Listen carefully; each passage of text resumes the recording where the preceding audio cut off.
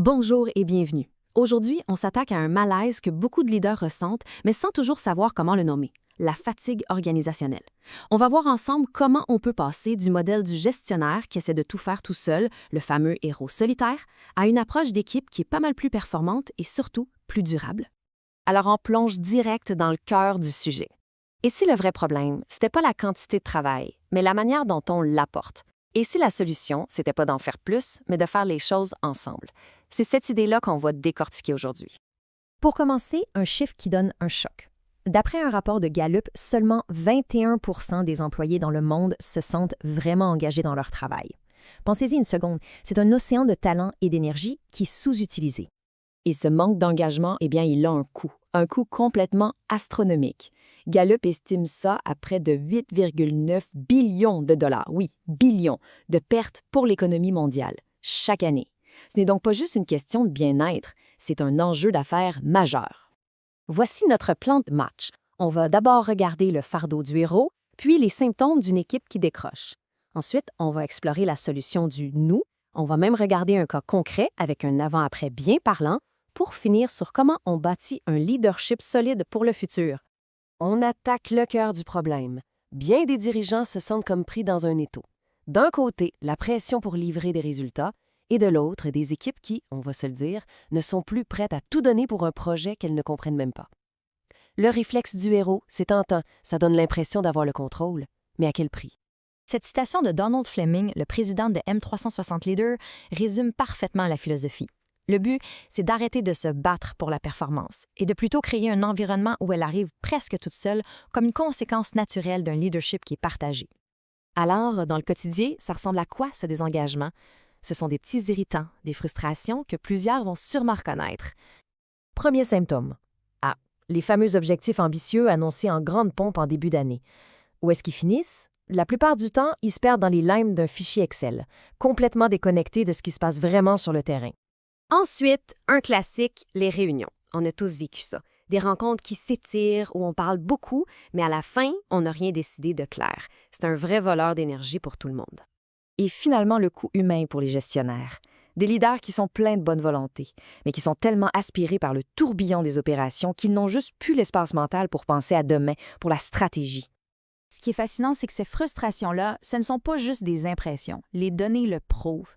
Des études de Harvard, de Randstad et d'autres montrent que des réunions inefficaces, ça plombe la productivité, que l'équilibre de vie, c'est devenu non négociable et surtout que la clarté des objectifs a un lien direct avec la performance. C'est pas de la magie, ce sont des faits. OK, alors on fait quoi? La solution, ça commence par un changement de posture. Il faut laisser tomber le costume de super-héros pour prendre la baguette du chef d'orchestre, celui qui n'essaie pas de jouer de tous les instruments, mais qui s'assure que tout le monde joue la même partition, ensemble. Ce tableau, il montre la différence de façon super claire. Le leader héros, il pense qu'il doit avoir toutes les réponses, il porte tout sur ses épaules et il finit par s'épuiser et par épuiser son équipe. À l'opposé, l'orchestrateur, lui, il bâtit les priorités avec son monde. Il leur donne les bons outils et il fait de la performance un vrai projet d'équipe. Et comme le dit si bien cette citation, tout part de là. La clarté, c'est le point de départ. On ne peut pas demander un engagement à long terme sur des fondations qui sont floues. Le secret, c'est de bâtir cette clarté-là tous ensemble. Bon, la théorie, c'est bien beau, mais concrètement, ça donne quoi? Pour voir comment ce changement de mentalité peut vraiment s'opérer, on va suivre le parcours d'Anne, une directrice des ressources humaines, qui avait l'impression de passer ses journées à éteindre des feux au lieu de bâtir une culture forte. Voici la feuille de route qu'elle a suivie. Et remarquez bien, ça commence par la leader elle-même, reprendre le contrôle de son propre temps. Ensuite, on installe un langage commun. On ancre des nouvelles habitudes avec une application de suivi, on s'attaque aux problèmes des réunions et finalement, on aligne les objectifs et le feedback. C'est une approche qui est vraiment intégrée de A à Z. Et maintenant, le moment le plus parlant, les résultats. Qu'est-ce que cette approche a changé pour vrai dans l'organisation d'Anne en espace de seulement 9 mois? Ce tableau avant-après, il parle tout seul. On passe d'objectifs éparpillés à des priorités claires pour tout le monde. De réunions interminables à des rencontres efficaces où les décisions sont suivies. De leadership réactif à des habitudes intentionnelles où le temps de réflexion est protégé. Et le plus important, on passe d'une équipe fatiguée à une équipe qui retrouve du sens et qui s'implique. La transformation est totale. L'histoire d'Anne, ça nous amène à une conclusion plus large. Pour bâtir le leadership de demain, on ne peut plus se contenter de solutions à la pièce. Ça prend un vrai système, un écosystème qui connecte la performance et l'humain. Et ce graphique, il montre bien comment toutes les pièces du casse-tête s'emboîtent. La clarté des buts, le feedback, les habitudes, les réunions, la planification, tout ça travaille ensemble. Ça crée un cercle vertueux où la performance et l'engagement s'alimentent l'un l'autre. Alors, le message à retenir, il est simple, mais il est puissant. La solution à l'épuisement, ce n'est pas de redoubler d'efforts dans la même direction. C'est de changer fondamentalement notre façon de travailler pour la rendre plus intelligente, plus alignée et surtout plus collective. On termine avec une question pour la réflexion.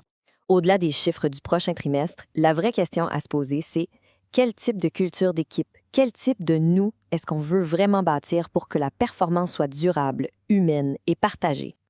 Et c'est précisément ça, la mission de M360. Avec plus de 15 ans d'expérience à accompagner des dirigeants et des gestionnaires et un taux de satisfaction impressionnant de plus de 99 %, leur approche est claire. Comme ils le disent si bien, leur but n'est pas d'éduquer, mais bien d'activer le leader qui est déjà présent en chacun de nous. Merci beaucoup de votre écoute.